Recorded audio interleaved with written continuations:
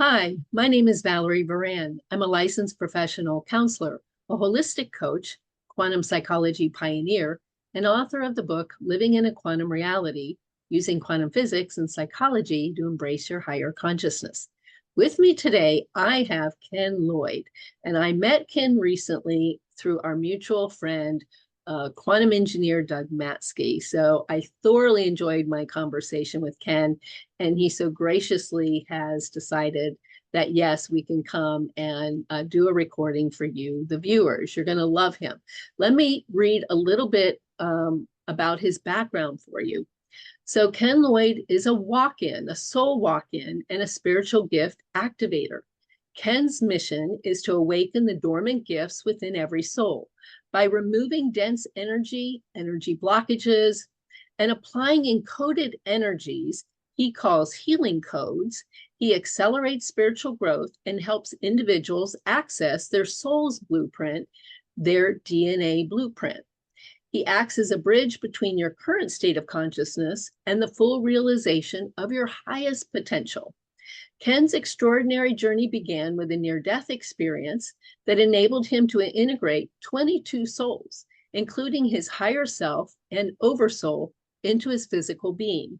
Ken helps elevate your resonance to the harmonious vibrations of the fifth dimension, which we will be talking about, facilitating deep energetic shifts that catalyze healing and spiritual advancement.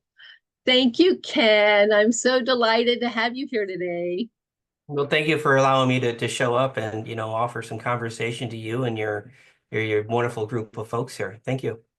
Oh, beautiful. Why don't we start with, why don't you talk to everybody about your NDE and what life was like before, because I understand it was so completely different, and Yeah. then now afterwards. Well, it wasn't too different. When I look at my role today on the spiritual side, pretty much everything in my life was leading up to that role. So that being said, before I had my near-death experience in 2018, I'm an entrepreneur, right? Didn't want to work for anyone, did I? No, no. I had to No, create you my did own not. company, create my own thing. So I taught myself how to write software code. And from there, in the early 2000s, I created some of the first antivirus, back then anti-spyware that had ever been created. So started a company, taught myself how to build software, and I had a contract with AOL 5 months after I initially wrote this stuff, right? Mm. And my background is pretty much trying to figure out how to create a creator. In this particular case, the idea back then was me helping millions of people protect themselves from the bad guys. Let's just say the things that don't belong, the cybersecurity bad guys, if you will. So I had created 3 companies, and all my companies had been acquired or sold. Now, for those of you that are entrepreneurs, and when we talk about entrepreneurs, we're talking about the small guy. I didn't create this company with 1,000 employees, right? I'm the guy that creates a company and I build it up to the point where it's ready to be sold to a company who could then take it larger. So 3 companies doing this. The third company I was created was mobile security. So all the apps you have on your phone, I created software to analyze millions and millions of apps in the background and tell somebody, what is it actually doing? Who's it talking to? Who's it related to? What information's leaving? So on and so forth. Data, information. The companies I had created were all very stressful. Okay. When you create companies, you go all in, right? You spend every waking minute of your day creating the thing that's going to help you survive. And my third company was no different. Put all the money I had into it, all the energy, all the effort, all the time, reduced all my expenses, did the typical stuff as what they call bootstrapping. During the third company, it was during the acquisition where things got really tumultuous for me. I was diagnosed with a brain tumor. The brain Wow. tumor was cortisol. There was a cortisol tumor wrapped in a cortisol cyst on my pituitary. That was diagnosed about a year and a half before the near death. And incredible amount of pain, a lot of passing out randomly, things like that. It's a good thing I never left the house, right? Because I was busy working. So I was on a lot of energy drinks at the time and a lot of ADHD medicine. So the things they tell you about those two things, totally true. Stay away from them. Stay away from them. But the the business partner I had at the time was we were very corrosive for each other, and every conversation was argumentative or well, abrasive, right? And during the acquisition, I didn't think I was getting the knowledge, information, awareness of the process, which just compounded all of this stress and this anger I was going through. And I just remember one day I was triggered. He had triggered me, and I went into the room like, I just need to lay down. I'm so angry. I'm so angry. And I'm laying down on my back, and my stomach arches up in the air like an upside down letter U. And this went on for 2 minutes. Now I'm locked in place. I literally can't move, but it was as if somebody had shot me full of electricity. And imagine, I see on TV when they do the whole taser thing, those people are going, ah. So imagine the same scenario, locked in position. And I felt something come out of my abdomen. I literally felt something being removed. And So you didn't see anything, but you felt no, something. no, I felt it, right? And the unique piece of this is I had no religion at all. Like I had never done any religion. I had never done any spirituality. Like I might have gone to a psychic at the fair once, right? Like it was Right. never part of anything I had ever done. I was very science, very, very interested in science, things like that, holographic theories, black holes, whatever these things are. It was my fun stuff. So feeling this was very unusual. And I woke up the next day and I really didn't know what happened. I just felt a little bit more peaceful. Like all of a sudden, the world wasn't as ugly as it was appearing to be at the time.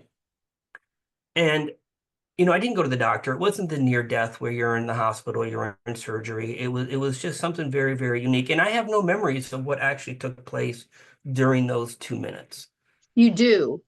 I don't. Oh, you don't. Okay. No, don't have any memories. And the way that has been explained to me since then, you know, when people have their near death, we always hear about the story, and it varies with each story, but ultimately, a tunnel opens and they go to the other side and they have a conversation.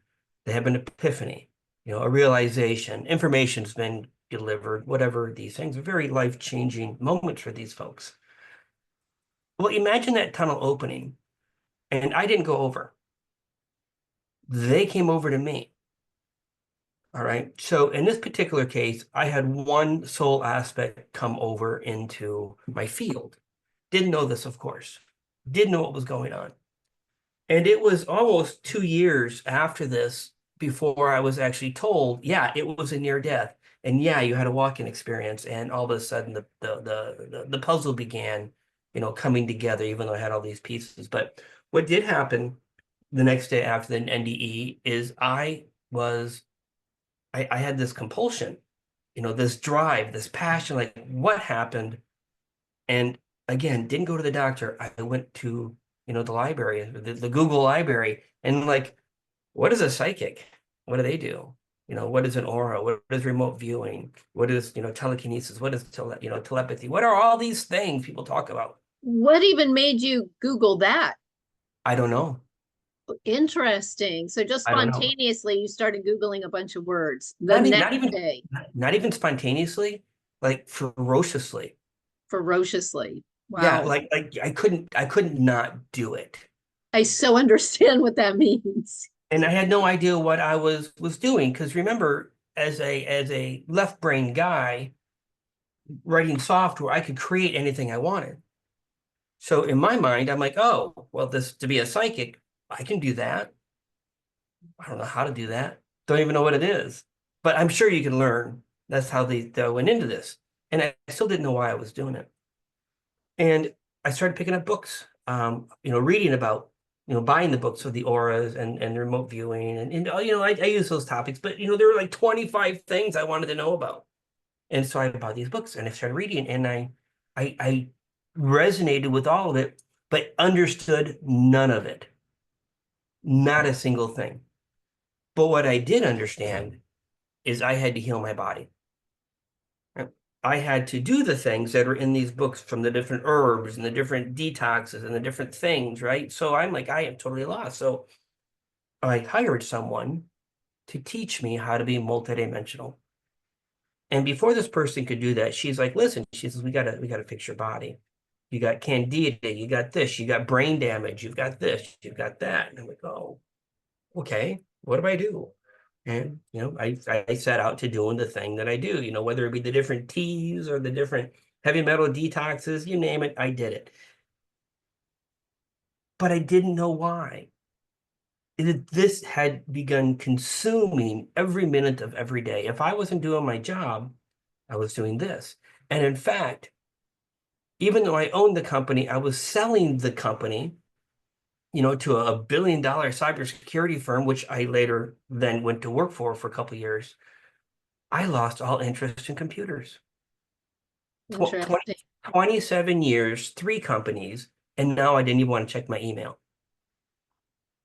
Wow. Yeah, what was going on, right?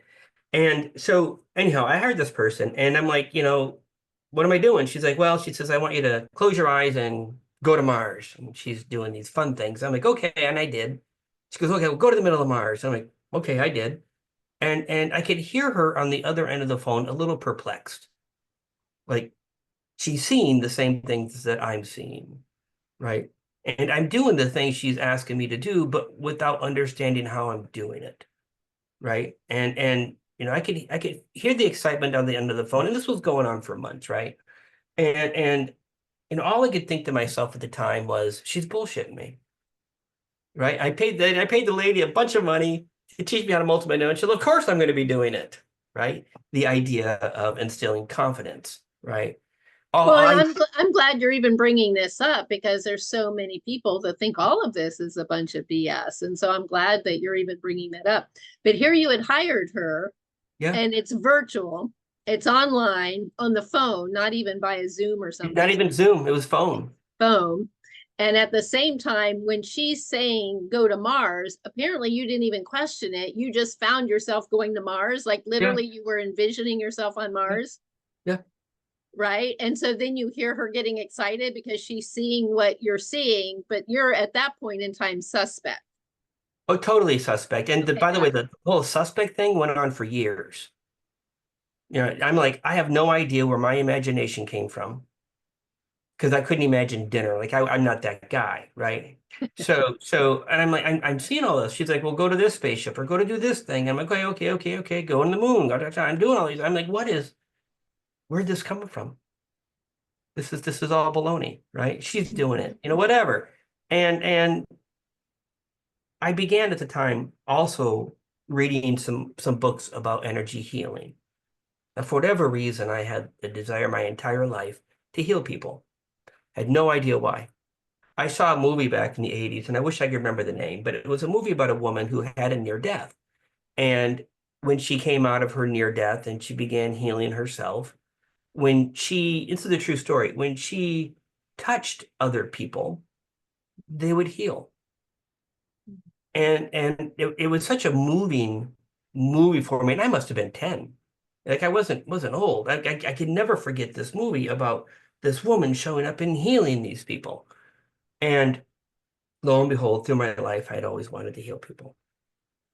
So I began reading about energy healing and doing the exercises in the books, and my friends are like, yeah, I can feel it. I'm like, no, you can't.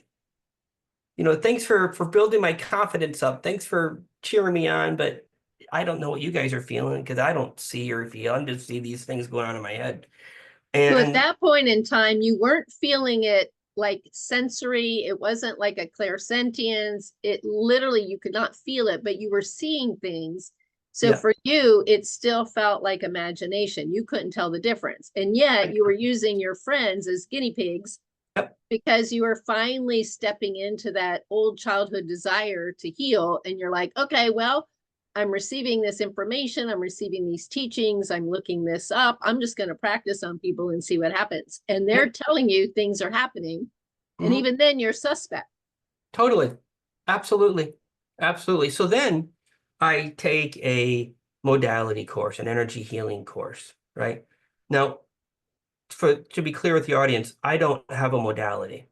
I don't follow a discipline. I just show up and do whatever is organic that my team tells me to do. But at that time in my life, I'm like, I'm going to take a course.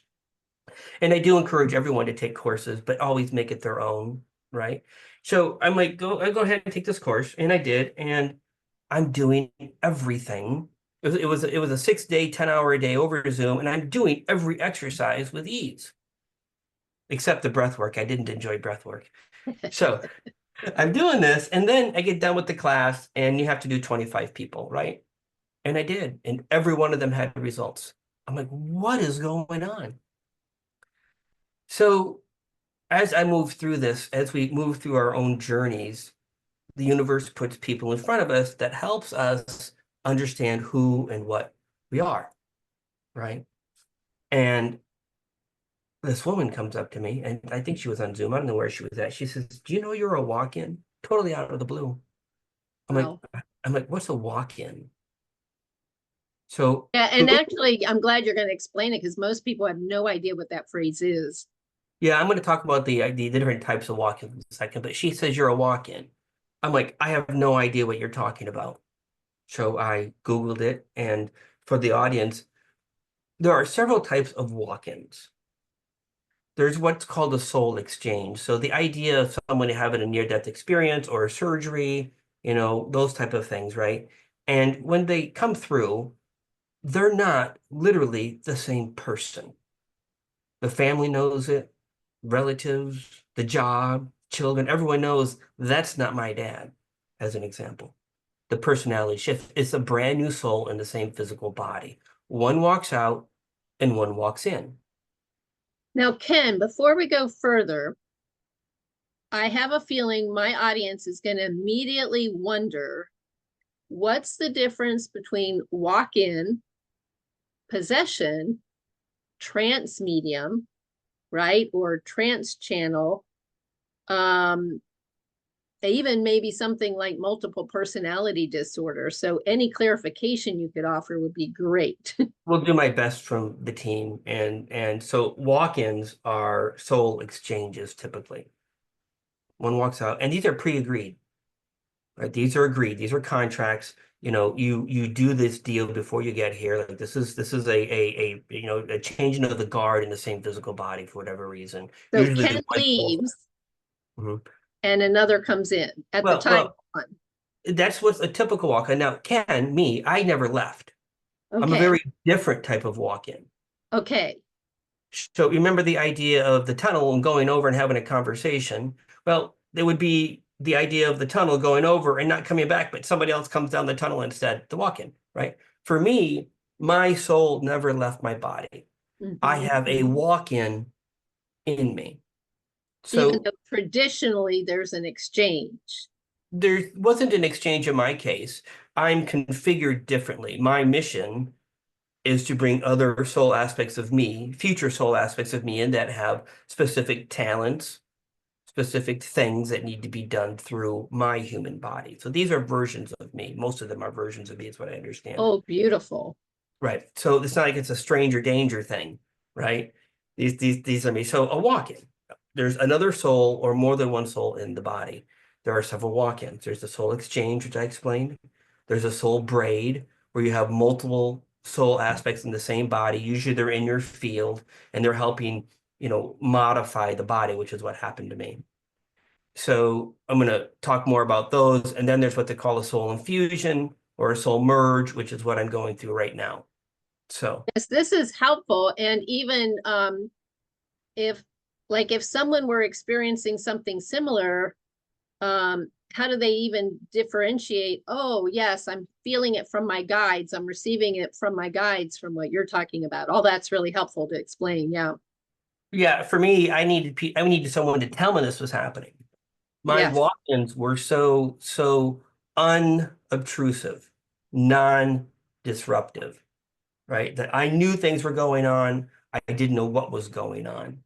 My body started to tingle when I'd lay in bed. I would see the muscles of my body just popping in and popping out. And the more I laid still, the more it would move through my entire body.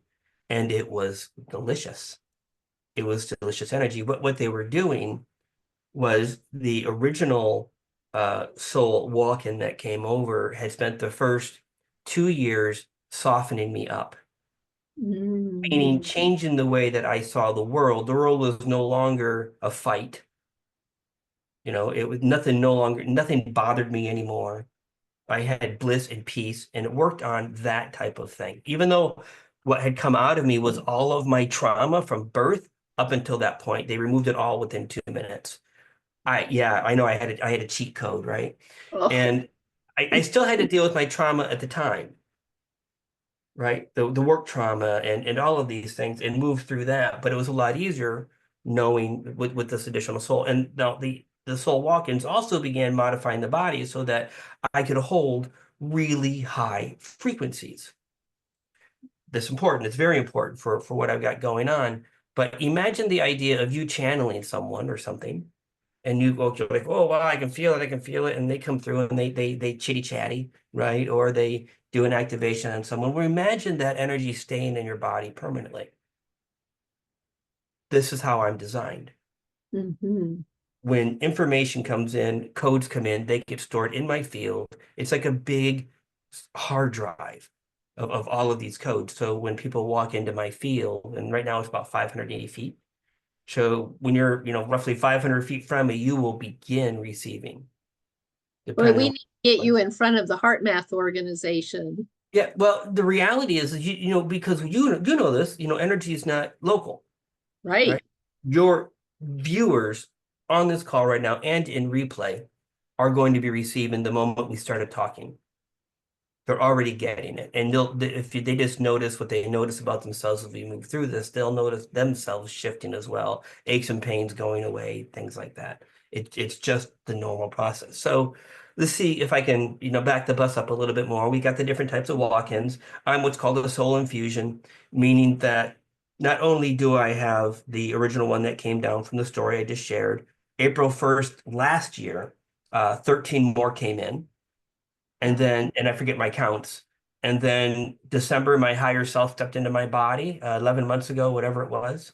And that was amazing. That was 15 minutes of me sitting in my meditation room, unable to move my body, unable Mhm. to think. Like he wouldn't let me ask questions. He's like, I'm a little busy right now. Let me just get merged in and then we can have a conversation. So for 15 minutes, 13 of the 15 minutes, I didn't have the ability to think or to ponder. It was like the utopia we all try to reach in meditation is that Zen place where nothing's bothering me. I had 13 minutes of that. I'm like, this is incredible. How did that happen? Beautiful. Yeah. And then in April, this year, April 4, 5, 6 months ago, whatever it is, I had 9 more come in. I have a total of 22 future soul aspects of me that I have energetic connections to. All right.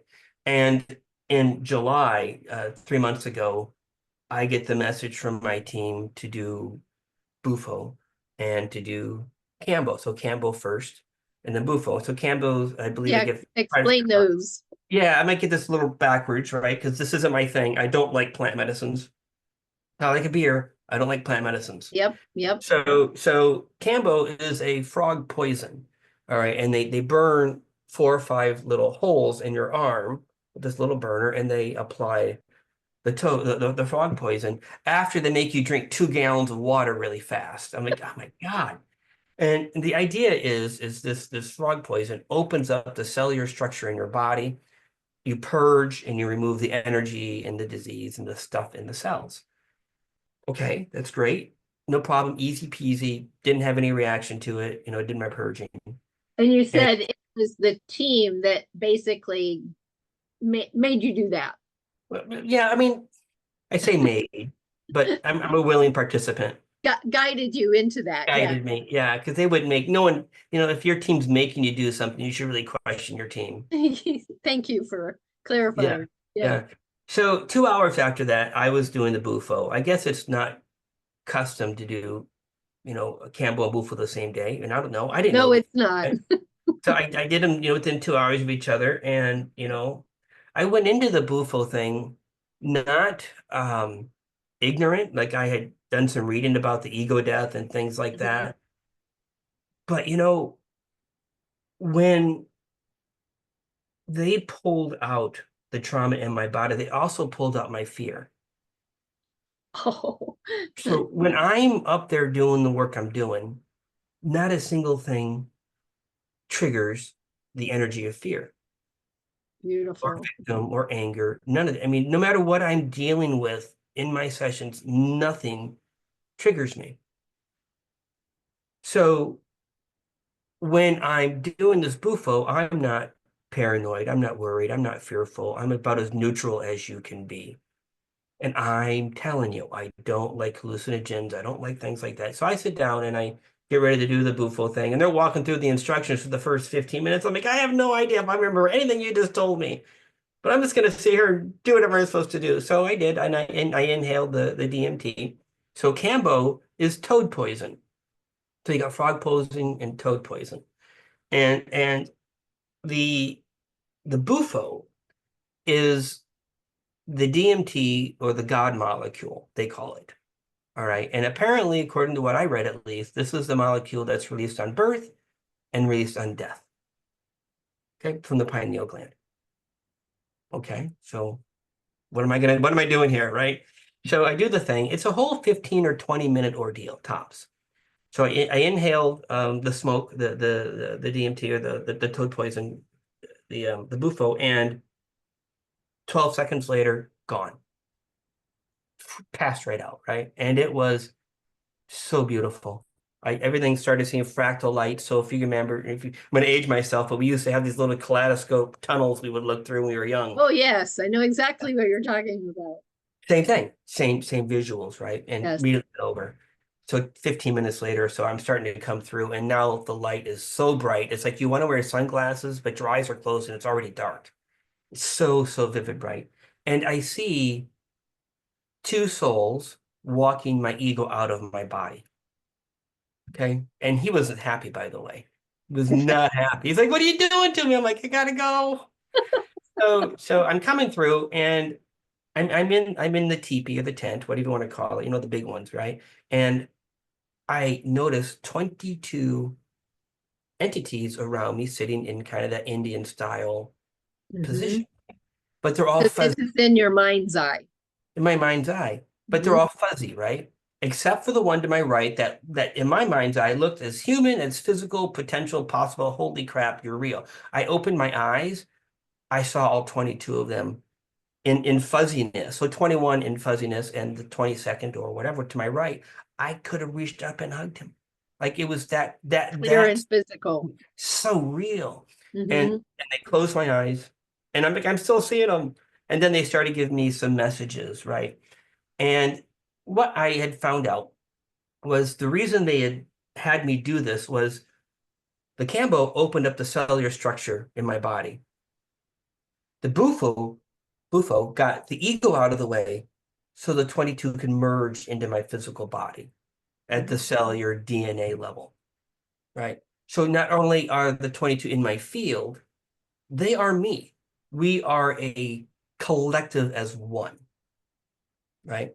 And it's really interesting to try to live with this because I don't even know they're there, right? They're not, they can be in my ear if I ask questions. So sometimes I'll see a face off to my right with my personality and my voice, right? So they don't disrupt me with 22 different faces, right? And it's not that they talk to me like you would if you were channeling. Or if you dropped into meditation and you're talking to your higher self, well, tell me why this, tell me why that, and you get these little conversations. And I couldn't understand that. And I'm getting angry with the team. Well, angry is a neutral word here, right? I'm like, listen, why aren't you guys talking to me? You're 22 of you. I'm sure you guys have something to tell me of importance.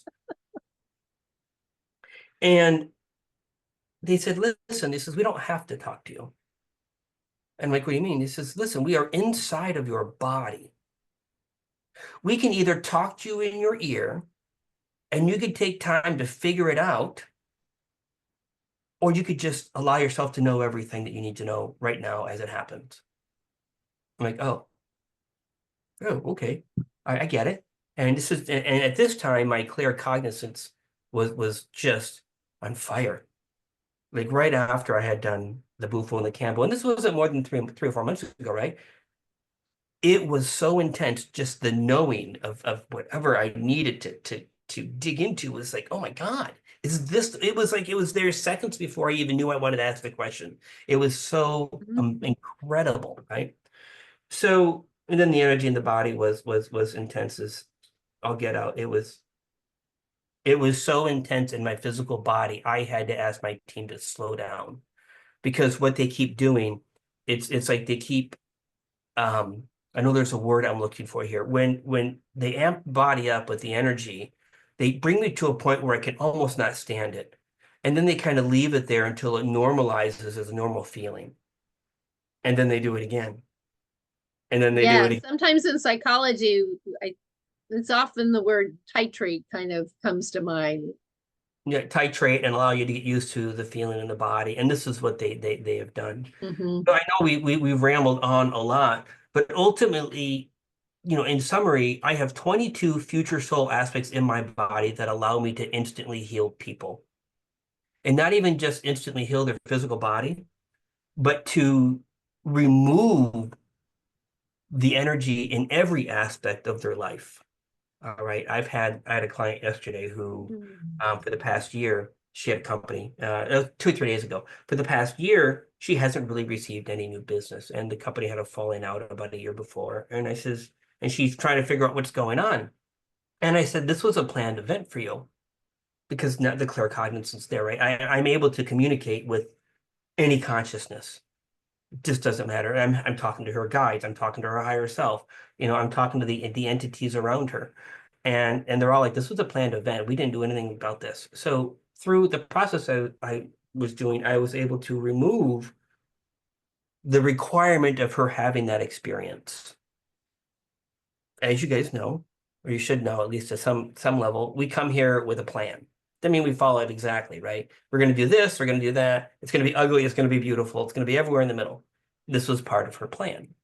But that is But definitely the theme that people, the research will show when you study near-death experiences across cultures, across whatever spiritual experiences, pretty much we come with a plan. So yes.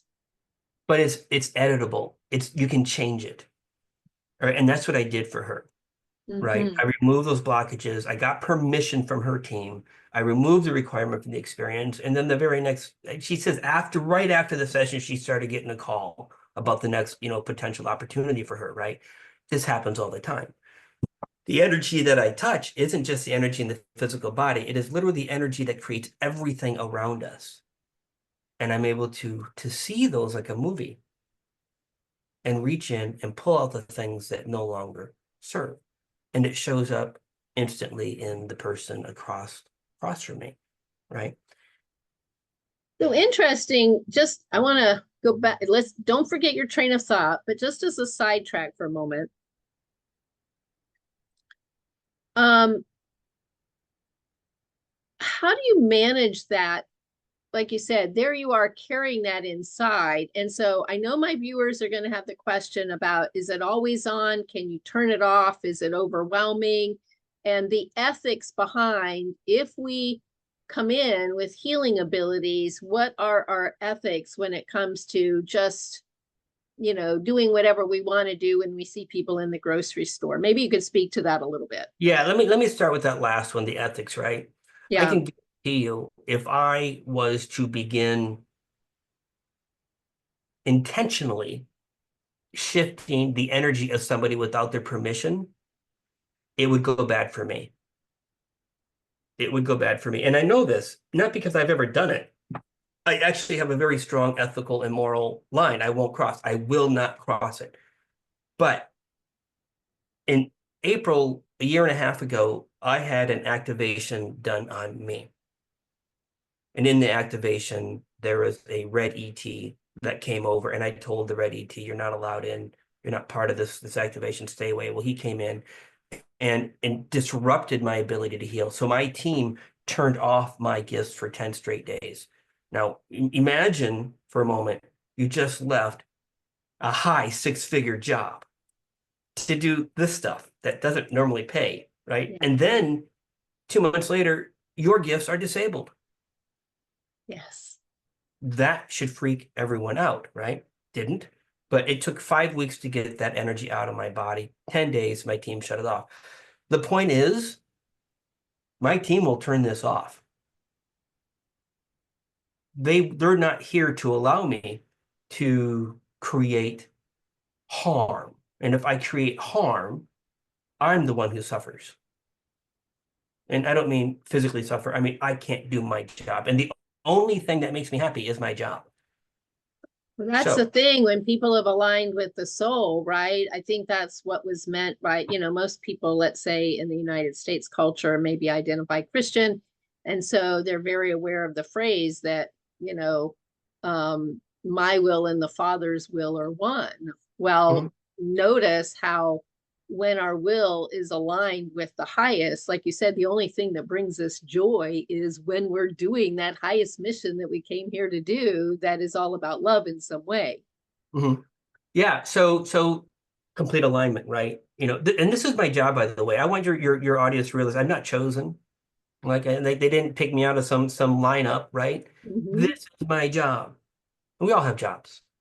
We all have jobs, right? All Everyone. came with us. And I literally am waking up to my job. And when I say waking up, I have no memory of any history, by the way. I don't astral travel. I don't have every lifetime I've ever done, but I have been around for billions of years, and I always show up during times of ascension to bring it in with millions of people. So I'm here to do my job like I would any other time. Now, you had a previous question regarding what is it like to live with this? Normal. It is so normal. So for you, it just feels as normal as it did before. It's just a Before, new normal. yeah, it's just the new normal, right? Like, they're not, I'm not sitting here crazy. I don't have them chatting in my ear. I don't have multiple personalities trying to convince me to do A, B, or C. Mm-hmm. I don't have multiple opinions coming at me about certain things. I just know. And it's really interesting. Like, I get frustrated because I want them to communicate with me more. It's just the opposite. Like, guys, hey, I'm supposed to have all of this knowledge in me. Why don't you guys start reading some books to me? Right? So fill me in, right? Help me ask the questions. And it typically doesn't happen like that. Like, my own channeling to myself and my own meditation, it's minutes or seconds. Like, it's not, I don't spend an hour every day zoning in and tuning up. It's not like that. It is always there. Mm-hmm. And it's not like I'm walking around all day long and they're telling me these topics, or they're saying, think about this, or none of that. But when a client shows up in front of me, it's game on like Donkey Kong. Like, Mm-hmm. they're there. They're there, and they're showing me, they're telling me, they're giving me all the intuition I need. And as the person's talking to me, they have already started working. Yes, and I can so appreciate that because even like when I had my private practice in Denver, uh, like you said, the phrase I've often used is it is so clear that we are lightning rods for love. Because right in the lightning rod, you're like there is some structure and that it's attracting something to be transmitted. And it's interesting how it feels like every time we're in front of someone with which we can offer great love in some beautiful mission way, it attracts the very information or the very, like you said, whatever we need to be able to provide that love. And when you're talking, that's what it reminds me of. That we're all these, like, we really truly are vessels of these missions, which are essentially love, because it's always about constructing all of us. It's about building us all together. Yeah, yeah, absolutely. It's incredible the things that I see, and the things that happen in my sessions, meaning that, if I had a modality that says, my modality is I'm just here to fix shoulders, as an example, right? Um, you know, it would be the same thing over and over. But yet I have entity removals that happen all the time, demon removals all the time. Now, this isn't my specialty, right? But aches and pains gone on the call. All of the big diseases, which I don't name on calls, those same thing, tumors, everything gone, right? But I see lately a lot of soul aspects. So I see soul aspects like layers of clothing we might wear. All right. Our own soul aspect, meaning that sometimes we have soul aspects in us, inside of us, that are so traumatized from childhood trauma or life trauma, right? That they are actually halfway out of the body, and they're creating almost electrical disturbances in the body. People can't understand why they have anxiety, why they're shaking, why are these things happening? And literally, there's an aspect that's so traumatized, it doesn't know where it's supposed to be. And I see these things.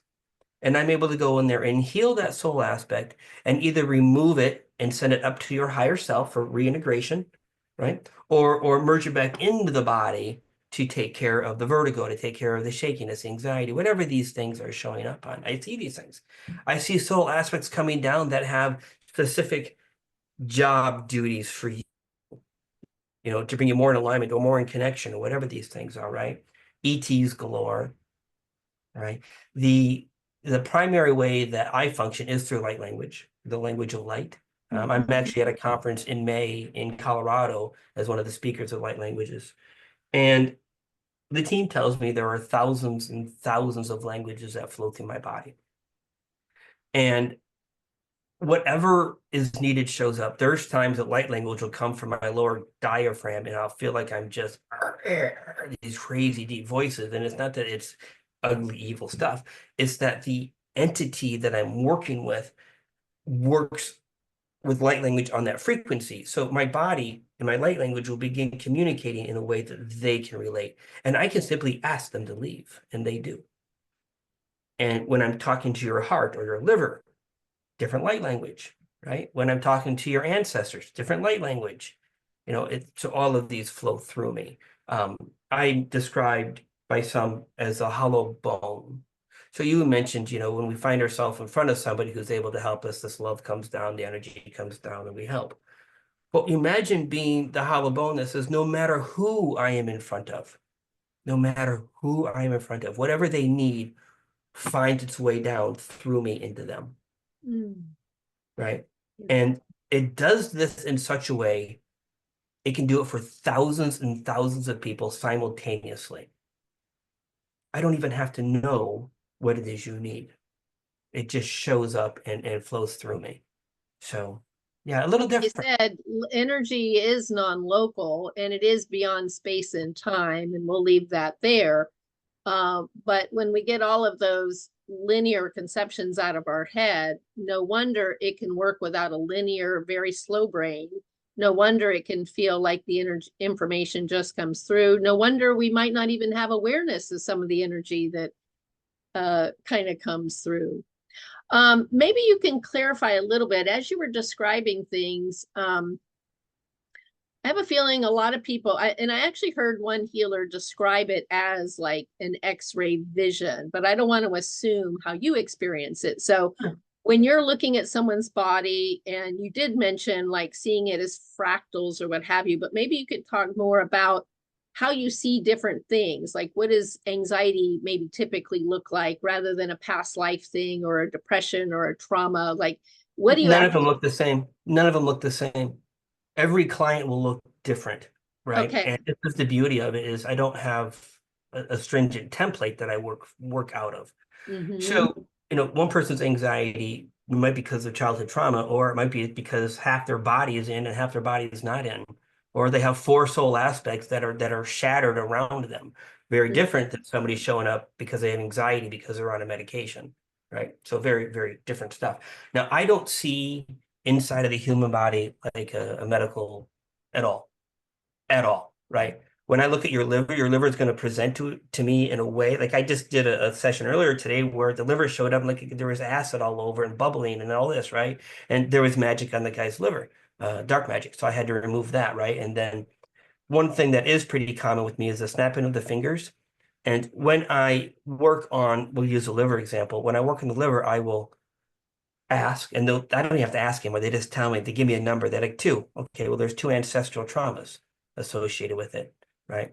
So I won't get into ancestral trauma, the concept behind it at the moment, but what happens, these little stick figures come up in front of me with little halos over the head. The Hmm. angels, and I'll say the word angel, the angels will come through, they'll reach their hand down through that halo and they'll pull the energy out of that ancestor and they take it with them. And what's left is the trauma. I call it a trauma ball. I grab that and like a movie, I just pull it out of the movie. Childhood trauma is the same way. Your childhood trauma, 6 or 7 seconds, it's done, right? For whatever that particular thing is. Yes. Past lives, all these things show up and these little halos, angels do the work. And then I look at it with a very, very open heart and I'm sensing energy. Is there any other energy around the liver I need to be aware of? And I'll say things like, show me what I can't see, right? Hmm. And then they'll show me objects in the liver I need to pull out. Anyways, spirit will show me whatever I need to see in a way that I can relate, not in a way that I might actually show up out there in the whatever verse. So the one thing I do pretty consistently, which again is shifting, is that I will snap my fingers and I'll issue the word dissolve. Hmm. And the organ, the body part, whatever it is, will dissolve down into a black and gold sand, which I collect and throw away. Now, when that happens, that part of the body is empty. Where the liver was is just hollow. If I was doing your ankle, you would look like you had a foot and a leg, but no ankle. And then I issue with my fingers a rebuild command. And this is like a 3D printer. And what it's doing here is it's rebuilding your energetic pattern from your original template, which is how we're supposed to be anyways. All of this energy that I'm dealing with, the past lives, the ancestors, the magic, all these things, right, is what I call energy interference. So we are indeed perfect. You have this energy interference that comes into our field that then messes with us. It causes the dis-ease, the illness, the big, big stuff, right? It causes the blockages in financial and relationship. You name it, right? These are energy interference. I just remove it. I reach into the movie, I grab it with these little fingers and I remove it. And it's instant. It's literally instant for the person on the other side, especially when it comes to pain and discomfort, because that's something we can do, right? I'm like, listen, does your shoulder hurt? They're like, yeah. I'm like, okay. 20 seconds later, I'm like, does it hurt now? They're like, no, but it's popping. I'm like, okay. 10 seconds later, is it popping now? They're like, no, the popping's gone too. So even the popping in the bones and stuff like that will go away within seconds, right? Now, other diseases go away as well as quickly, but because there's not a pain or a symptom associated with it, they're not going to know it's gone until they go to the doctor, right? Or until their thing doesn't show up again, right? But it happens all the time, every time. And while I can see the liver, sometimes people will show up with diseases of the blood, right? And they show me an image of the blood being filtered and the disease being removed and everything dissolving and rebuilding. I tell you, every call is unique and every call is amazing. And every call, somebody walks away with something. It's incredible. Does everybody walk away with everything healed? No, Maybe you could no, address that a little bit and maybe help people understand why that might be. it's the human. And what I mean by that is sometimes the human needs to be sick.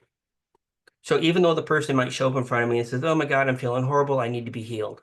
Well, they're feeling horrible because it gives them what they want in life, right?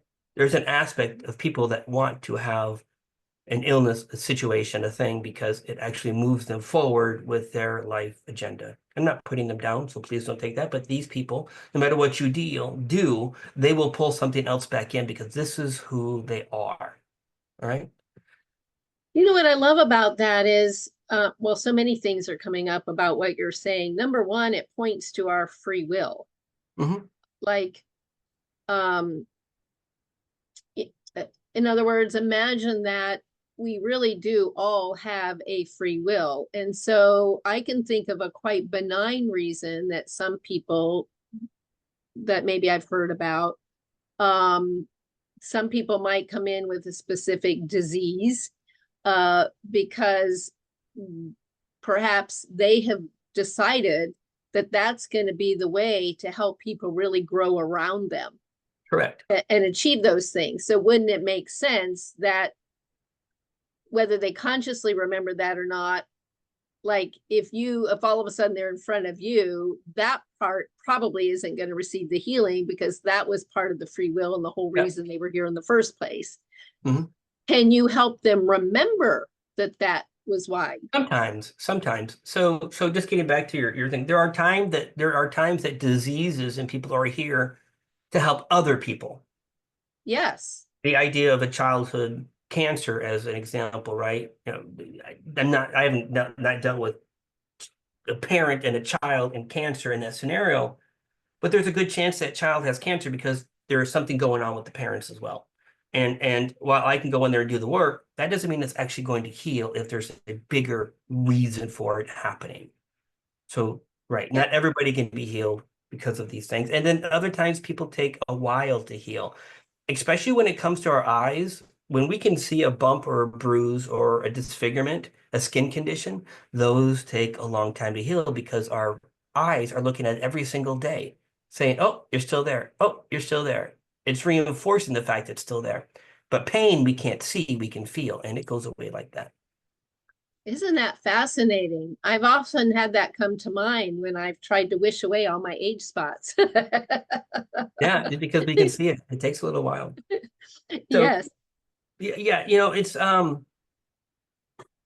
one of the things also that happens is the activations of one's gifts. So as I go in there and I remove the blockages, the clutter, the things, and I open their energy channels up, from the chakras all the way up. I open up their field, I clear their field, I remove, I literally see blockages, nets and devices, implants in their field. As I remove them, they come online. I can't tell you how many people I've activated with light language, so they speak light language by the end of the call. Like that happens to people all the time. Beautiful.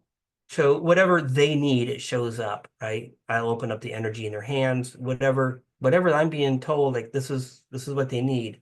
DNA activations. Anybody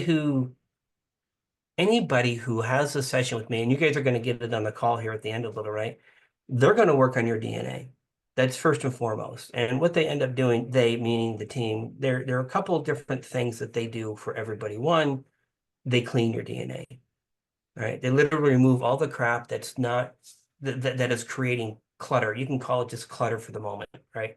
Dead code. They're using the terms dead code. Dead code. Dead code for the moment, right? Stuff that's not needed at all. They clean it, right? Optimize whatever you want to use, using the old computer terminology I would use. But then what they do is they come in and they'll activate the human DNA, and they'll keep doing it. Every time you engage with me, they will activate more and more of the human DNA. So you can see my little board behind me here, right? Whatever hand I'm using. I don't even know. Accelerated Ascension with Ken Lloyd. I'm here to accelerate the Ascension. And not just accelerate it, but like dramatically have a dramatic impact over the next 2 years, right? In terms of millions and millions of people. And to do this, the universe, they need us to come online, all of us, not just me, not just you, but all of us. And they need the DNA to be turned on, to be tweaked, to be human DNA as well. So they focus on activating all that. Now, I have 22, and yes, they are ETs, right? And yes, they are ascended masters. All of the ETs that are in me, they're all Christed ETs. They everything that's inside of me carries that Christ consciousness frequency, okay?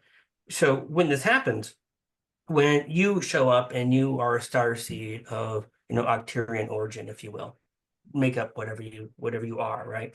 When you show up, you're going to get your activations for your Octarian self, because this Octarian aspects will show up and work with you. Yes. All right. And not only that, but they're also clearing and cleaning their version of the DNA as well. So let me kind of explain just a little bit here. And I do my best to articulate this in a very fun way. But if I'm coming to you, I'm going to use you, Valerie, as an example, just because you're in front of me and I'm going to pick on you. Feel free to use me as a guinea pig. You're like, Ken, I'm going to give you a DNA upgrade from the Octarians. And by the way, I love all the ETs, so we're just using Octarians for a name for the moment, right? Nothing wrong with them. And I'm like, okay, go ahead. And you're like, listen, I'm going to go ahead and reach up. I'm going to connect with Jimmy, the Arcturian, and he's going to do the activation for you. So you do that, and the activations come down, right? Well, here's the deal. One, you don't know if he's really Jimmy. You don't know. We don't know. We don't know. We only know what we're being told, we're being informed, and not always the information is accurate or truthful 100%. You don't know if that's Jimmy, the Arcturian. Not only that, but you don't know what's going on with Jimmy.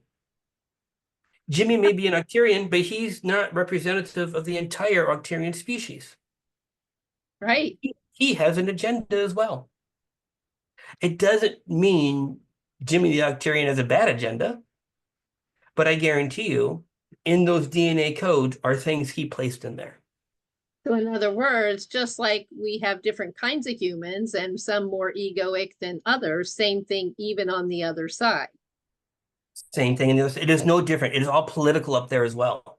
Not only all political, but it's also all personal. Every one of the existence have personality, right? They have different likes and dislikes and agendas and non-agendas, right? So what this team does is it's listen, Valerie, you're going to do an activation on Ken. Ken's got Arcturian DNA in him. When my team shows up, they're going to remove all those extra things Jimmy put in there. They're going to leave that core Arcturian activation, right? But they're getting rid of all their original. They're getting rid of all the backdoors that are being installed.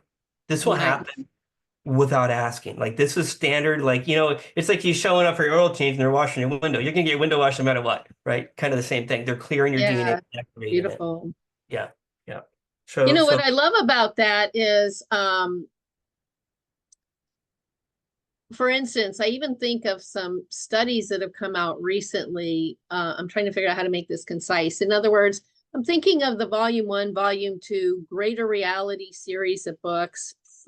Edgar Mitchell, the astronaut, originally got with this group of people, gave him his little blessing before he passed. And they came out with the Beyond UFOs book, which essentially was the result of a free study, FREE, I forget the acronym, but essentially they were studying all of these beings that you're talking about and humans experiencing these beings.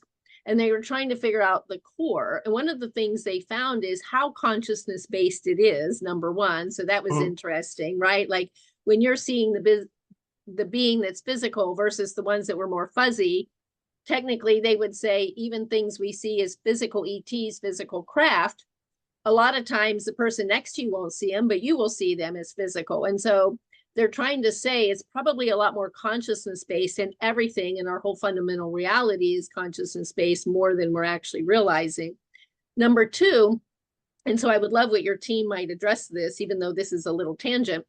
They're trying to say to us, look, people, we really don't know the difference between higher self, angelic beings, light beings, energy beings, ETs. Like for us, these all seem to just be multidimensional, interdimensional beings. So any clarification you can give us with that, and especially as it relates to Christed, because there's a lot of my viewers who know what you mean about the Christ consciousness.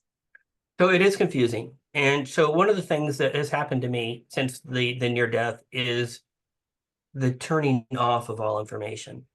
Let me explain. So while yes, I did initially read about an aura or remote viewing, right? My team, I haven't watched TV in 7 years. I do watch movies once in a while. TV, no YouTubes, no podcasts, no newsletters, no channels, right? Nothing. Occasionally I'll get something across my Instagram, right? But they turned me off from all information. And they've done this because they didn't want me to have a biased opinion or polarity view on any topic, any species, anything at all, right? And I got to tell you, it may sound beautiful, but it was frustrating, angry almost for me. Like, why do I have all this going on, but yet you guys won't tell me the weather tomorrow? I'm being funny, but you know, but I get that. all the weather is Yeah, created, right? And it's the kind of questions that you're asking, you know, what are the differences between all of these different layers of energy or consciousness, right? I'm not gonna be able to answer those. Could I? I probably could. I could do it if I sat down and I had my team channel the different layers, but that's not necessarily what's gonna happen right now. Right. They want me to explain to you the biggest difference here. When you ask me a question about those different layers of energy, where am I going to go for the information? I'm gonna go inside. I'm Mhm. gonna drop in. I'm gonna wait for my team to explain it to me in a way that makes sense. The average viewer is gonna start Googling, I'm glad you're bringing that up. Yeah. and they're going to get 12 different descriptions of the same exact thing, totally hard to follow, right? And then it's our job to use our own discernment, which isn't done, to use our own discernment to say, Mhm. the third one I read, that's the one that relates to me. Yes. I'm finding that there is no single truth for anything, period. Period. So even though I may describe what I'm doing in my connection, I have zero real understanding of the mechanics behind what's going on, the quantum mechanics, if you will. And they're telling me there's something beyond quantum that's actually running the show. The machine behind the machine is kind of what they're telling me right now, but we're not going to get into that. So, but what I'm seeing is just a way that I relate to the information, the way I process the information. And the same thing with those 12 different results on Google. That person is the way they processed it or channeled, process it and channel, process and channel, process and channel. The team that I work for is like, listen, everyone stop. Just stop for a moment. Stop going to every podcast and every channel and everything that's going on up there and waiting for disclosure and waiting for the ETs and the lawn. I'm making it up a little bit. I'm having fun. I'm just a fun guy. But I know what you mean. Yeah. Stop. Stop. Turn around and start going inside for your answers, because this is the only truth and it's inside every single one of us. We just have to get through that door. And once you're through that door, everything starts opening up. So this is what the real message is. As the movie says, don't look up, look in. So this is the kind of the thing. Well, and I love that. And like even at the Institute of Noetic Sciences, Elaine Wabe is, coming out with a noetic signature inventory that people can go online and take if they want. But essentially, the bottom line is what you're saying. Every single one of us are very individual, which is actually why I so appreciate you sharing your individual experience of walk-in, higher soul, higher oversoul, higher self, and all these things, because it truly is that individual. And the team can certainly chime in and clarify anything I'm about ready to say here. But what it feels like to me is we're just really appreciating.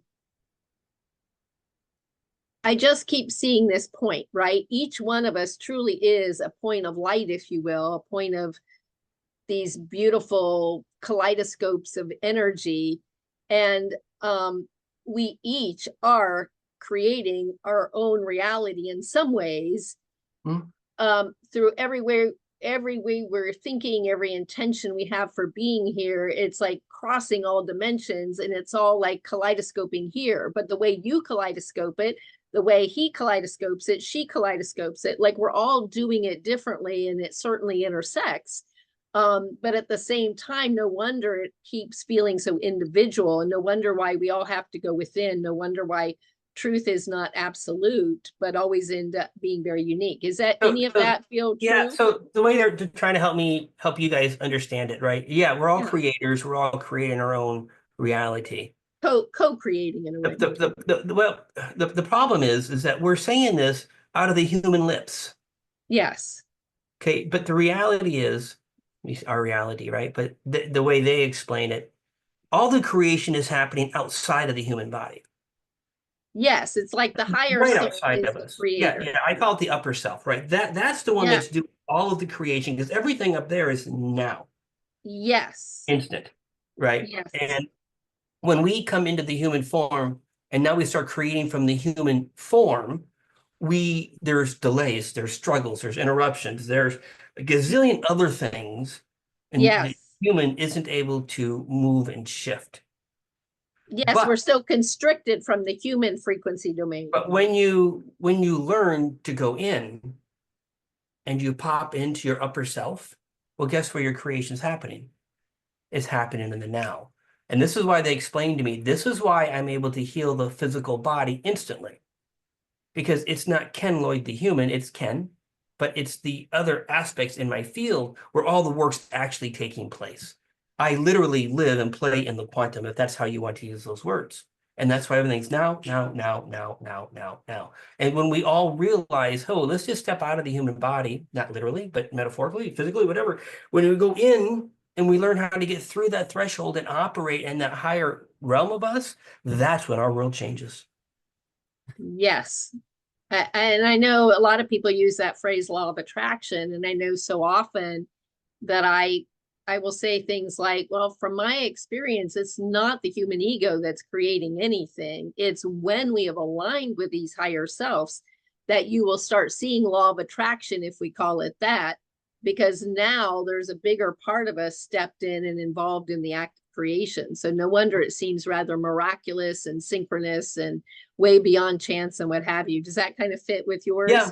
Yeah, absolutely right. You know, the idea of a miracle is something you can't explain that happens like that. At least that's my, you know, and I see a miracle every single day. I had a client ask me in a live event in person. They says, "Listen, do you see miracles?" I says, "Well, what's a miracle?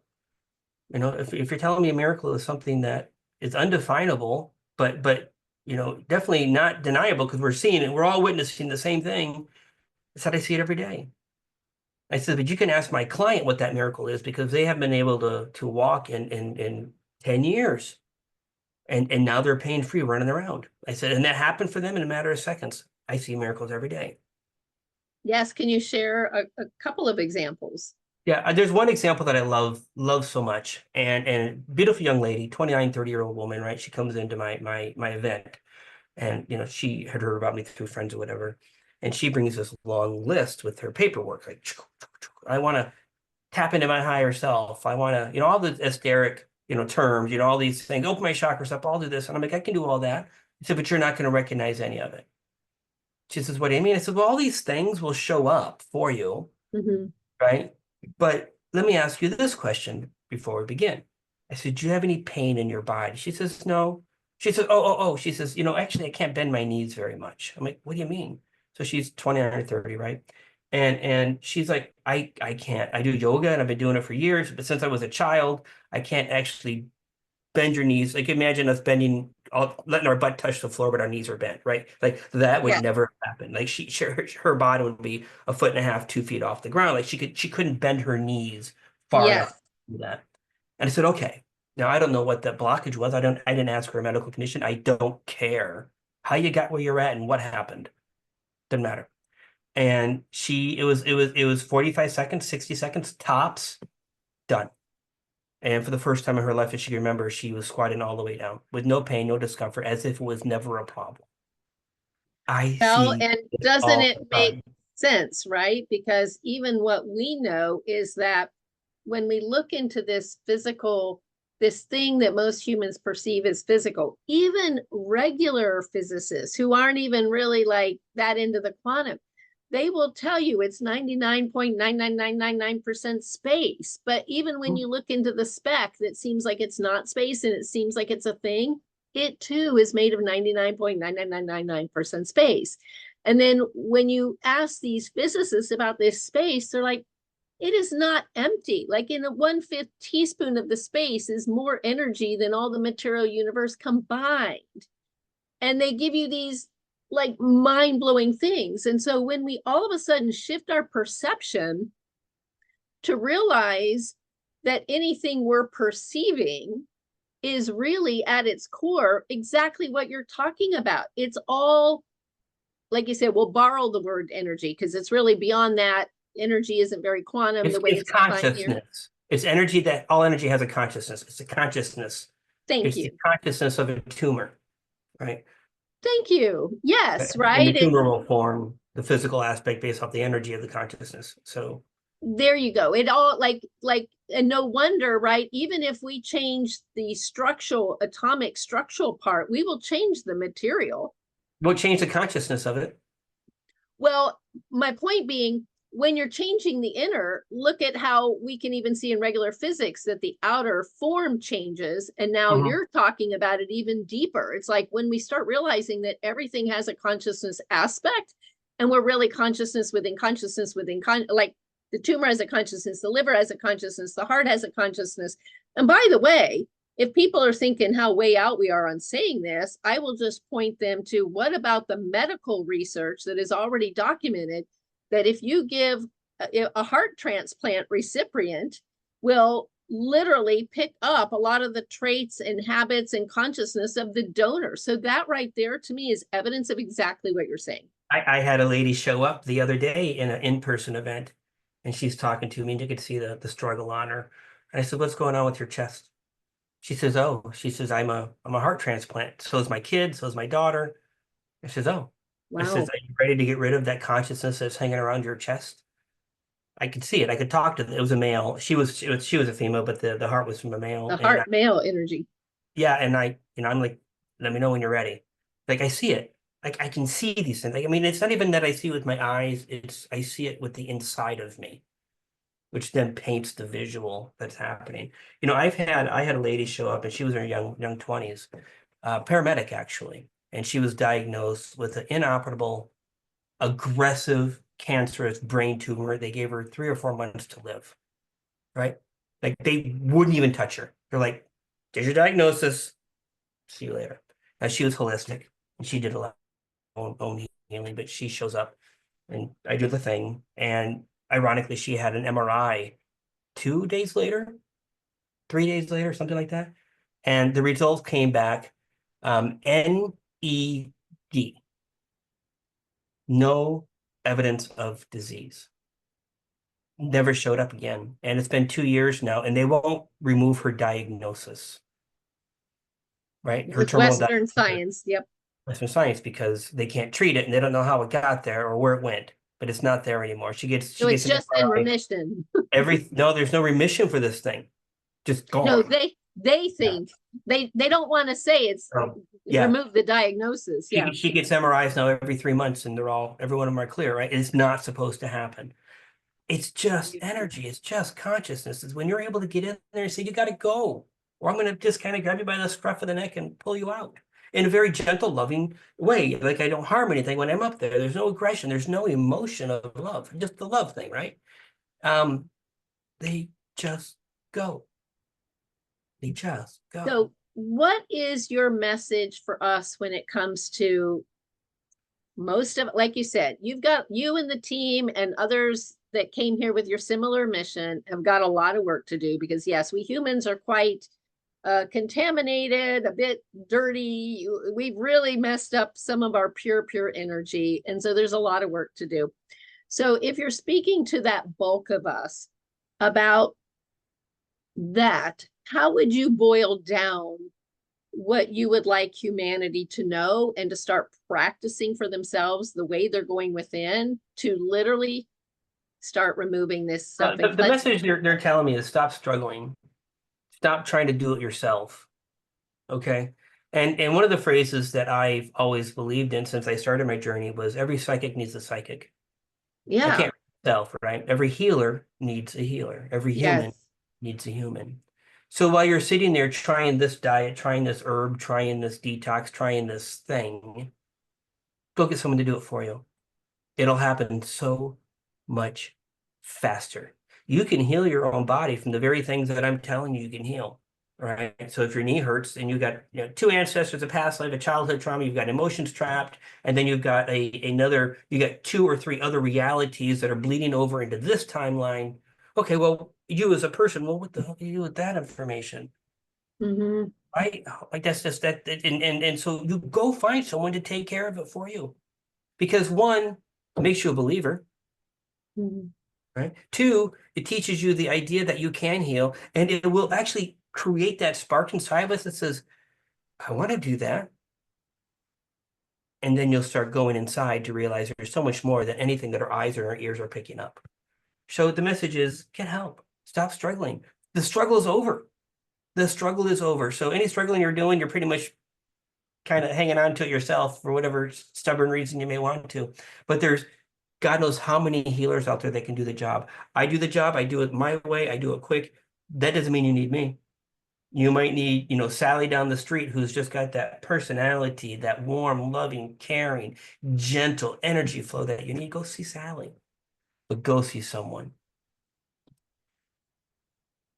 Yeah, I think that's beautiful because like you said, all healers need a healer because yeah, of so many reasons. So about the light language and Yeah, encoded energies, these healing codes, is there a relation between the light language and the healing codes, or two completely separate things? two completely separate things. Think of the light language as a carrier. Okay. Okay. So, a basket, and for those other folks, the light language is simply a basket in the grocery store. All right. And it can hold anything. All right. It can hold instructions, information, frequency of love, right? Codes. It can hold other soul aspects. It can literally, whatever you need to put into that shopping cart or that bucket, the light language holds. Now, the light language is a way for one consciousness and others, but at least one consciousness to interpret or to communicate with other consciousnesses or other energy in a way that one doesn't need to understand the other in any decipherable way. In fact, light language is designed so that the human ears and our brain can't do a darn thing about it. Because if I tell you there's a blue car outside, you'd be like, is it a dark blue? Is it a rusted blue? Is it, what kind of blue is it? Well, we don't want our brains doing that. We want the information to flow through and to do the very thing it needs to do without the human interrupting it. So Yeah, that actually makes complete sense. Will they tell us if information is more fundamental than consciousness? I once defined consciousness temporarily as energy carrying information. they say there's no difference. Consciousness is information. Information is consciousness. They literally both the same, different but the same. So And consciousness, carried by energy, carried by light. right, right. And there's actually something beyond even plasma fields that they've shown me before. So I'm connected to things that are beyond source, meaning that I've Hmm. had energies come down and do things and present themselves in a way that defies anything that I've read or seen or am aware of. So there's things beyond the human capability to even understand. They tell me in the next few years there's going to be knowledge and information coming down that has never been written down in a human book before. So Mm. a lot of good things, new things are coming, especially when it comes to technology. That's getting ready to hit it hard in the next 18 months or so with people like me and other people bring technology into play.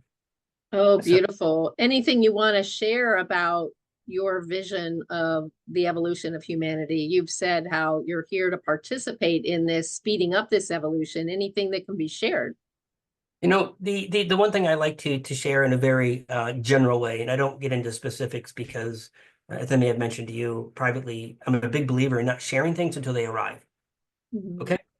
But when we look at you're gonna love this, and this is really gonna make you guys smile and giggle. But the idea of all these superheroes that we have on TV, you name all these special gifts they have, they're real. They're real somewhere. They're coming. They're coming. You're going to start seeing super hyphen humans show up. In fact, I think there's a guy that actually does videos on superhumans. This is going to become There part is. of our normal life. The the So, human is rapidly ascending. Forget about the ascension conversation for a moment around all that hype. okay. Human took hundreds of thousands of years to evolve from whatever you want to call the beginning was, whether it be ET or ape, it doesn't matter, to where we're at now. And what has happened here is when we go into the computer age and the Bronze Age and all these things are getting faster and faster and faster in terms of the acceleration of the human. Right now, you're getting ready to witness entire change in the human physiological structure within the next 30 years. You're going to see it in the next 18 months starting to show up. But it's going to be the idea that once you have enough humans activated, and I mean their gifts, their beauty, right? Activated, Mhm. it becomes the idea of the 100 monkey effect, where they just start showing up in everybody now. So this was coming. It is here now. It is literally here now, right? And you're going to start seeing these popping up. And get ready. You're talking about you want to talk about ET disclosure? Wait till you see what happens to the human.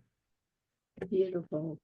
So yeah, And I remember Glenn Ryan is a DNA researcher. I was sitting next to him at an ICEAM conference at one point in time, and I had heard that human DNA should be evolving to a three strand DNA and even beyond that.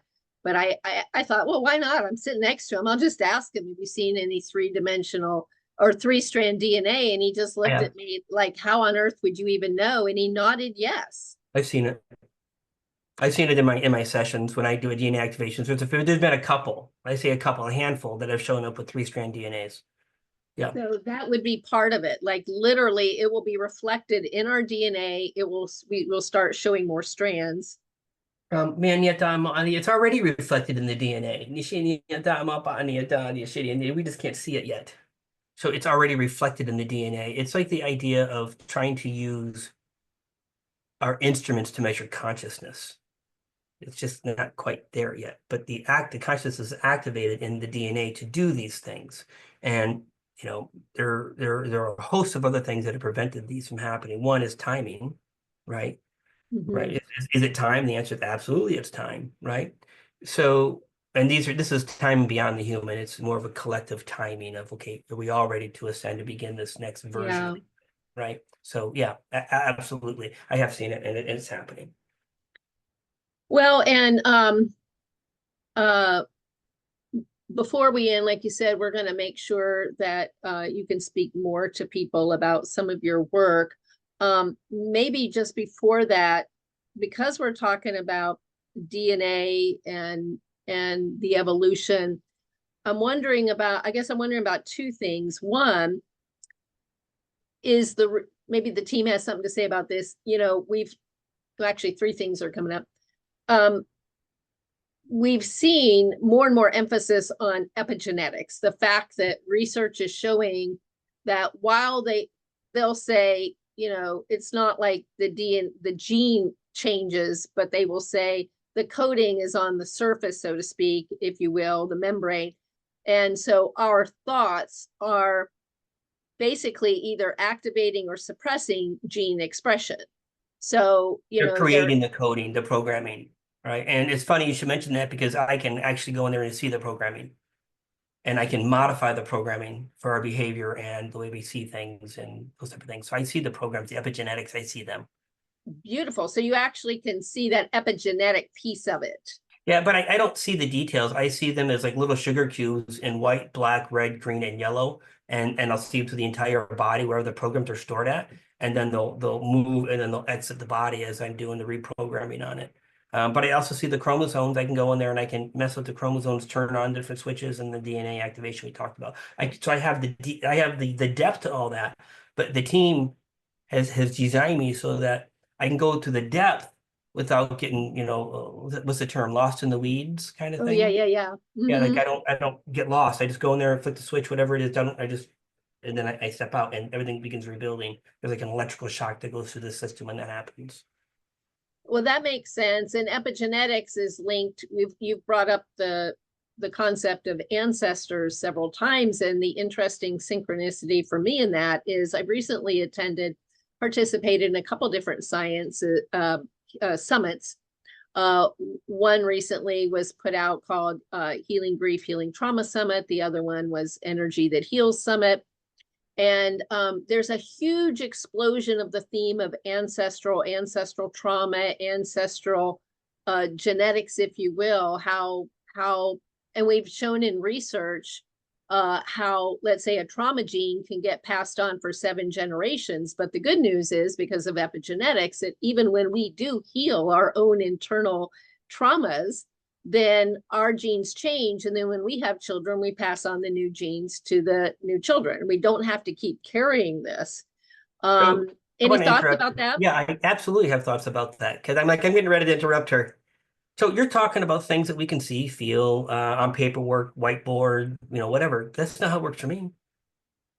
That program you're talking about, the epigenetic, that gene, that configuration that's being passed on from, person to person, ancestor to ancestor, it's energy and it's a consciousness.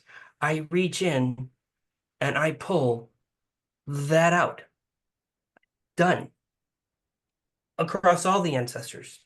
I'm healing the ancestor so the ancestor no longer has a desire or a reason to have the attachment, right? And the healing happens like that. So it's fantastic to hear you talk about what the science says, how things are laid out. And then I'm thinking, oh my God, that's so complicated. Pull that thing out and be done with it. So very different views. Well, actually, I don't see it as two different views. I love this because healing is simple. Like you're saying, in some ways you can just go in there and just pluck it right out. It doesn't have to be this long evolutionary slow mechanism.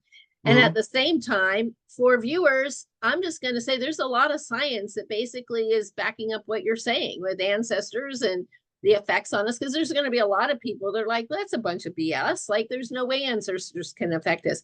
But I do have a clarification question, because most of what I've been hearing, and it makes sense because it's science. So it makes sense that the way they're depicting it for everyone is that, you know, through the evolutionary process of the genes. But I heard what you said, and that was, well, it made me feel that if we were having ancestral effects or ancestral trauma, it's because they're part of our either step in, cling on, attachment, or something. Is there one thing or two things there? So I've always questioned that question. Let me explain. So Yeah. when you look at the ancestors, the idea of the ancestors lived at a time in the past, they have passed away, they're deceased, they're expired. But then you have the other school of thought that says everything's happening right now all at once. All the ancestors are here, right? So I struggled with that with my team, trying to understand what do I subscribe to? You know, my internal discernment, and the reality is both is kind of happening. And I asked him, he says, well, what's really going on when an ancestor is attached to the body? All right. And they said, listen, he says, no different than the idea of soul aspects. So imagine the idea that the ancestor expires and passes away, and they've got a condition, whatever the condition is, right? They've got a condition. Well, imagine not all of them cross over. There are soul aspects that are afraid to cross over. Those soul aspects are energy. The energy needs energy to stay. It connects Ah, to the other aspects of it, future, past, present, connects to them and says, oh, I need to stay. I need your help. And it just starts pulling because it's afraid to go over. So I'm asking this question to my team, and they're giving it to me in, coloring book kind of way, right? yeah. Oh, yes. Yeah, and I'm like, okay, this is fine. They're like, listen, when the angels are coming in, and I told you earlier, you got the stick figure with the halo. When the angels are coming in and they're reaching into that stick figure, what they're doing is they're pulling out that soul aspect and crossing it over.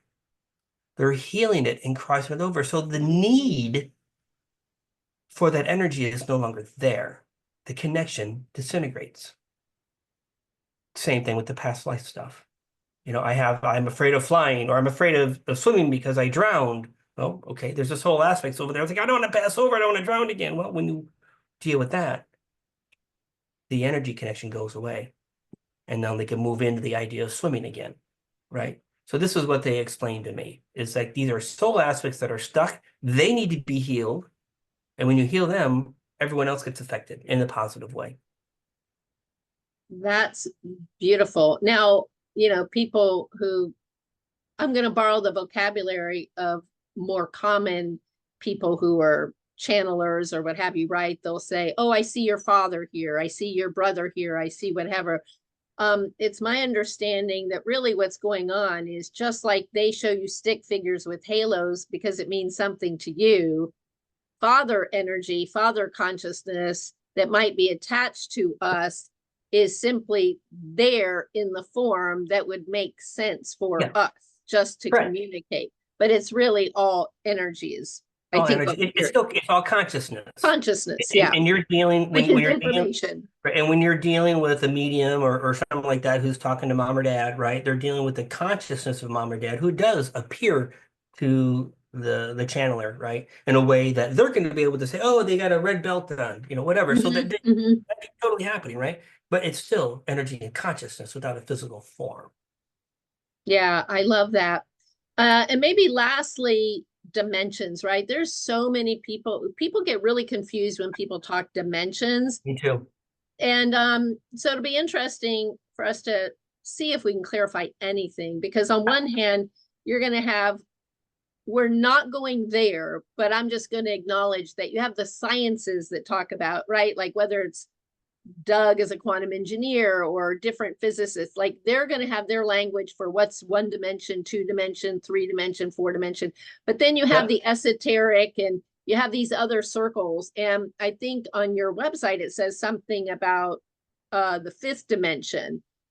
So what I'm wondering is there any like short version of an answer as to how should we conceive of the spiritual dimension? And when we're even calling it that, what is this 3D reality compared to this 5th dimension? Like if that's 5th, then what are lower? I live in the 5th dimension right now. Think of it like this for a moment. Okay. If you ever see me, you're gonna see a smile on my face.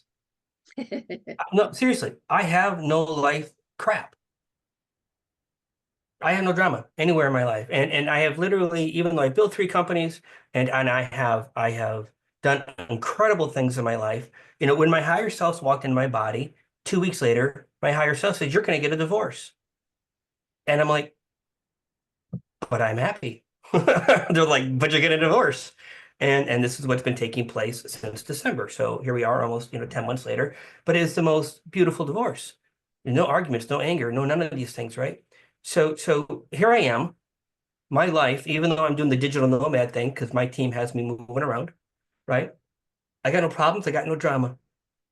I don't have any issues with the world or anybody in the world, right? And I'm literally moving things around in a dimension outside of our own reality. My world shows up positive. My events come to me, my clients come to me, money comes to me, friends come to me. They all come to me, right? And I don't mean to say I'm a beacon of hope and love and all these things. What I'm trying to say is this is the reality I created. I'm an example of what's living in the 5th dimension, even though I'm here in the physical 3D. So they both exist.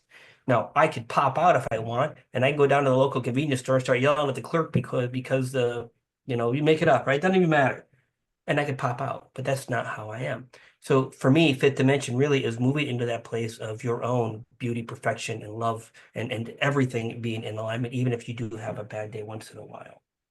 That to me is where we're going. And the idea of superhuman abilities, right? That's 5th dimension as well. And while we talk about me being able to instantly heal somebody or using telepathy or all these things, right? Maybe that's not your definition of a superpower. I'm cool with that, right? I don't see it like that either. But when you look at these things, these are beyond the normal human capabilities in the 3D world.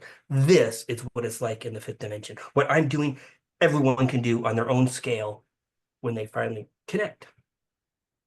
I love that. So in that language, could we conceive that when Einstein told us 3 dimensions of space and 1 dimension of time, the 1 through 4 are really about space-time, and then 5th is beyond space-time. Is that a good way we could think of it? I think so, right? Kind of, right? Because I'm not familiar with too much sciencey stuff, right? And I don't see time in any aspect of reality because when I'm up there, I'm dealing with something that could be hundreds of thousands of years old or into the future as well. And to me, it's just another moment. Yeah, well, like you said, I mean, even in that's the whole thing about quantum physics is they are actually just proving that things can move forward and backward in time, and then there's a consciousness aspect to it, and we won't even go down that rabbit hole, but it's just beautiful to have you here, to have you share your gifts, to have you be able to share to people what is it like when we allow the ego to leave, when we allow ourselves to be healed and we're seeking other healers so that we're all healing ourselves, we allow ourselves to be healed and return to the original form, which is more 5th dimensional, which is more pure, which comes ready with all these gifts and light languages and what have you. And it is about returning to who we really are. And that is completely consistent with everything that I've even just been learning from an update in science. It's just lately has been my update from 6 years of caregiving. And I'm like, well, let me go look in the field and see what's updated in the past 6 years. Yeah. But what's fascinating about that is what it all boils down to, like in a paragraph, is when we are our authentic self, which we could say is our fifth dimensional self, and we are here being that purely, then we're not going to be feeling pains and diseases in the bodies. And the degree to which we have braced, tensed, defended, protected, and then all the cells are doing the same thing, fight or flight, right? The cells can either be in growth or protector, not at the same time. So there's our body, to the degree we which tensed, defended, protected, our body's mirroring that. And the degree to which you are probably seeing our energy blockages, dense energies, ancestral traumas, childhood, like you're seeing it here because we've blocked out our light. Does that feel true? And it's not that you've blocked out your light. The shade's been intentionally pulled. This was part of the evolution and the experience of the collective itself. You didn't do this. This was just part of the process. You could say preferably that the curtain's being lifted at this time. That being ripped off, if you like to use that analogy instead. So that was them. So that was them channeling. Know when it's them. I don't know. Sometimes I can't. So well, let's rip off the curtain. So anything that you want to offer in terms of healing or inviting people to you, the floor is yours. So they've hung out with us for almost 2 hours, right? Let's give them some. So a couple things here. If you go to my website, kenlloydofficial.com, just sign up for the newsletter, all right? And it's going to take you to another page on the site where you get a free download, which will clear your energy field. About 6 minutes of light language, easy peasy. Listen to it, as much as you'd like. Second of all, there is a coupon code called HEALING. It's all capital, HEALING. So for any service or group on my website, you can sign up and get a 25% discount. Now, one thing I would advise on is I have a 25-minute or a 30-minute session and a 60-minute session. You do not need me for an hour.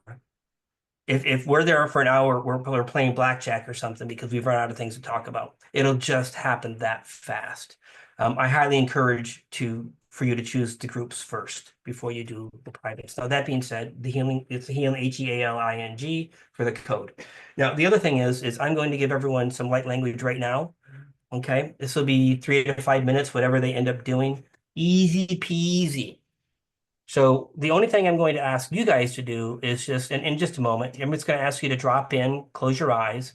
And when you breathe in through your nose, I want you to visualize breathing light into the body. And when you hold it for a moment, right, and then exhale the energy that's no longer needed. And then notice what you notice.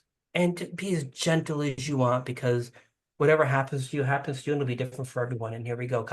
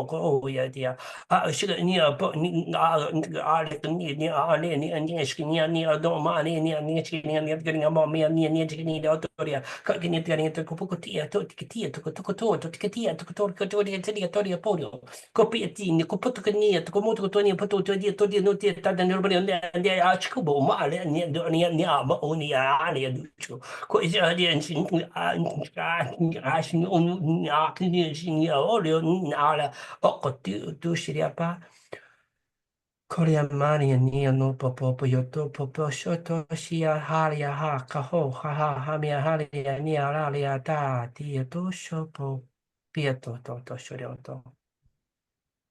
You can come out of that when you're ready.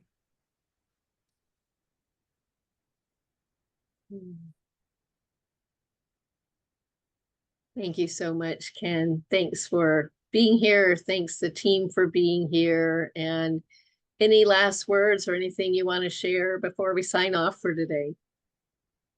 Just get ready. It's a wild ride. There's so many things coming, so many things coming. Turn, as they say, turn the news off and enjoy this ride because there's so much beauty here. And I don't mean me, I mean just this entire evolution of humanity. You know, enjoy that view versus the other stuff out there. It sounds like you want us all to be really aware that there really is good news, that there really is an amazing future before us, and it's not the gloom and doom that we're hearing from the news. It's not right. And not only that, but it's happening now, right? So many of you Beautiful. have felt something happening with that light language, and you'd be like, oh, that happened now. So good deal. Thank you so much. I love that. Thank you so much, Ken.